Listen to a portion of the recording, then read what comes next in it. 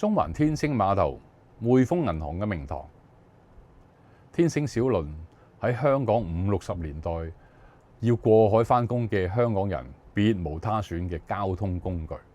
每日一朝早到傍晚都見到人逼人，有時小輪下層都企滿晒人。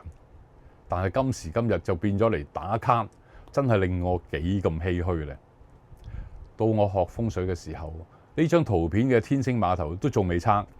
我有幸可以揸住個羅盤，戰戰兢兢咁企喺皇后像廣場，望住天星碼頭嘅鐘樓，轉身又望住新嘅匯豐大廈，我就若有所悟。風水典籍所講嘅名堂，會唔會就係咁嘅樣呢？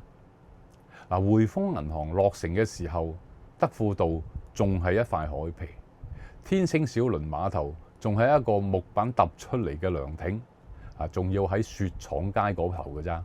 亦即係講天時運轉，時來運到，匯豐銀行無端端就出現咗一個俾錢都買唔到嘅上吉名堂，仲要有一個發光嘅鐘樓，就好似一顆夜明珠，同尖沙咀火車站嘅鐘樓遙遙相望，互為通訊。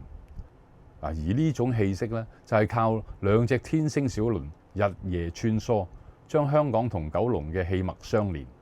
而匯豐銀行聳立喺天星碼頭後方，匯豐銀行後邊又有港督府做靠山，你話佢想唔發都唔得。識風水嘅朋友應該會立時醒悟，而家嘅匯豐銀行冇咗天星碼頭，仲要冇埋皇后像廣場，將來個風水會係點呢？我先唔答呢個問題，我提一提大家，中銀、匯豐、長江三座出晒名嘅風水大戰局面，最後會鹿死誰手？大家不妨俾啲意見預測一下嚟。